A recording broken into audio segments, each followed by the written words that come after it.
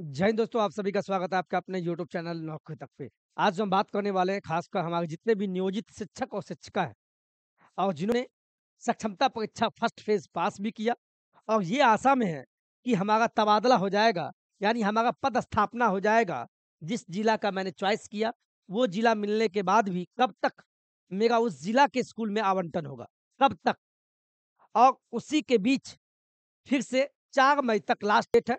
दूसरा फ़ेज़ यानी सक्षमता परीक्षा सेकंड 2.0 का आयोजन भी होना है, यानी एग्ज़ाम भी होना है। इसके बाद तीसरा, इसी बीच न्यूज़ आता है आज के पेपरों में, खासकर हिंदुस्तान के पेपर में, आपको पता है कि नियोजित शिक्षक और शिक्षिका जो बिहार में ऑलरेडी शिक्षक हैं, उनको लगभग 5 मौका दिया जाएगा। आप सक्षमता परीक्षा पास कीजिए और बिहार में टीचर बने रहिए। जिसमें से 3 सक्षमता परीक्षा ऑनलाइन मोड में होगा, कंप्यूटर पे होगा और 2 ऑफलाइन मोड में होगा। यानी 5 मौका में से आपको एग्ज़ाम को पास करना है और बिहार में विशिष्ट शिक्षक यानी राज्यकर्मी बन सकते हैं। तो इसी बीच एक न्यूज़ निकल के आता है जिसको मैंने लिखा है कि नियोजित शिक्षकों के साथ हुआ है बड़ा धोखा। या तो आप रणनीति बनाकर इनके साथ कोई साजिश है या क्या चल रहा है, या आप भी कमेंट कीजिएगा, खासकर जो नियोजित शिक्षक देख रहे हैं। आप न्यूज़ देखिए क्या निकल के आया है। तीसरी सक्षमता परीक्षा बाद ही शिक्षकों की होगी पदस्थापना। आगे न्यूज़ में पढ़िए, आपको सब पता लग जाएगा। पहली सक्षमता परीक्षा उत्तीर्ण नियोजित शिक्षकों को नए स्कूलों में पदस्थापना के लिए अभी और इंतजार करना होगा। अभी और इंतजार करना होगा। वर्तमान में लोकसभा चुनाव को लेकर राज्य में लागू आचार संहिता के कारण शिक्षकों के पदस्थापना की प्रक्रिया रुकी हुई है। चलिए, मान भी सकते हैं, हम लोग संविधान के खिलाफ भी नहीं जा सकते हैं। संविधान का पालन हम भी करते हैं और आपको भी करना चाहिए। लेकिन इतनी जल्दीबाजी क्यों है आपको? जब सभी पास ही कर गए तो आप सक्षमता परीक्षा ले क्यों गए? आप कीमती समय को बर्बाद कर रहे हैं। ये हम सरकार से प्रश्न पूछ रहे हैं और मैं ये भी जानता हूँ नियोजित शिक्षक सभी गुस्सा में हैं और मैं सही बोल रहा हूँ तो आप कमेंट अवश्य कीजिएगा। नीतीश सरकार के खिलाफ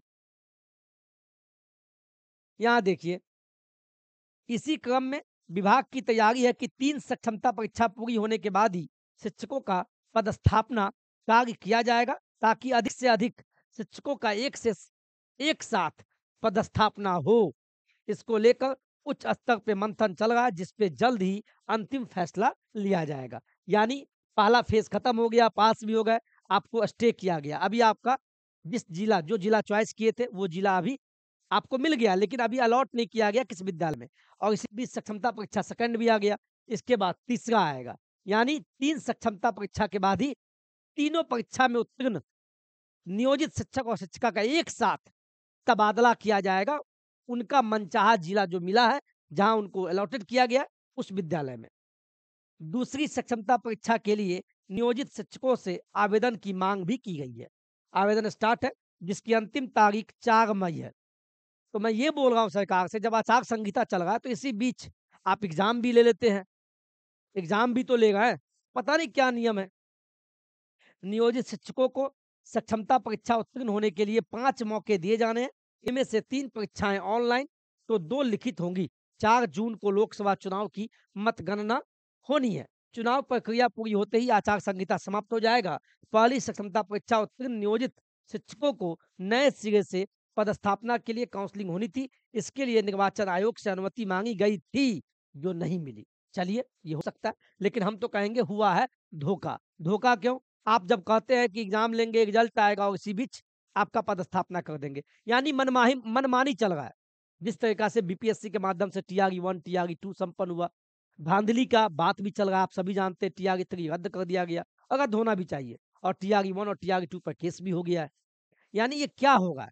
यानी पता नहीं बिहार में शिक्षकों के साथ ही ऐसा क्यों होगा, ये आप भी जानते हैं। विभागीय पदाधिकारी बताते हैं कि 3 सक्षमता परीक्षा मिलाकर कुल जितने शिक्षक उत्तीर्ण होंगे, उनका काउंसलिंग कराकर नए स्कूल में पदस्थापित किया जाएगा। यानी 3 सक्षमता परीक्षा संपन्न होने के बाद तीनों में पास हुए उत्तीर्ण शिक्षक और शिक्षिका का एक साथ तबादला यानी पदस्थापना किया जाएगा, यही न्यूज़ है। और मैं यही बता दूँ, 1,87,000 लगभग शिक्षकों का रुका है अभी पदस्थापना। यानी सक्षमता परीक्षा जो फर्स्ट फेज़ का रिज़ल्ट आया, इसमें लगभग 1,87,000 शिक्षकों ने पास किया है और उनका अभी तबादला रुका हुआ है और ये अंकों के आधार पे उनको जिला अलॉट हुआ है। 3 जिला का चॉइस करना था, उस 3 जिला में कितनों का अपना जिला नहीं भी मिला, यानी पहला चॉइस नहीं मिला, सेकंड चॉइस मिल गया। उनके लिए फिर से मौका है कि आप आवेदन कर दें, वो एग्ज़ाम में फिर सेकंड फेज़ सक्षमता परीक्षा में बैठ सकते हैं। आप आवेदन कीजिए, फिर से बैठिए और 100 से ऊपर नंबर लाइए, तभी आपका मनचाहा जिला मिलेगा और जिला का शहरी क्षेत्र मिल जाएगा। 100 से ऊपर नंबर लाने का प्रयास कीजिए। यही आज का न्यूज़ था। नियोजित शिक्षकों के साथ हुआ है बड़ा धोखा, यानी अभी तीसरी सक्षमता पर बाद ही पदस्थापना होगा, क्या पता 5 सक्षमता परीक्षा हो जाए, उसके बाद कहीं तबादला हो, ये भी हो सकता है। न्यूज़ है, न्यूज़ को न्यूज़ की तरह लीजिए। आप अपना कमेंट, अपने प्रतिक्रिया पक्का दीजिएगा, जिसका आपका इंतज़ार रहता है मुझे, और खुश रहिए। और मुझे उम्मीद है गर्मी की छुट्टी तो मिली नहीं हम लोगों को, 2 घंटा आपको विद्यालय में आना ही पड़ता है, तो फिर गर्मी छुट्टी क्यों बोल रहे हैं? एक तरफ विद्यार्थी को छुट्टी मिलता है और हम शिक्षकों के साथ ऐसा क्यों? क्या ये मेरा सवाल गलत है? तो आप जवाब दीजिएगा। जय हिंद, जय भारत।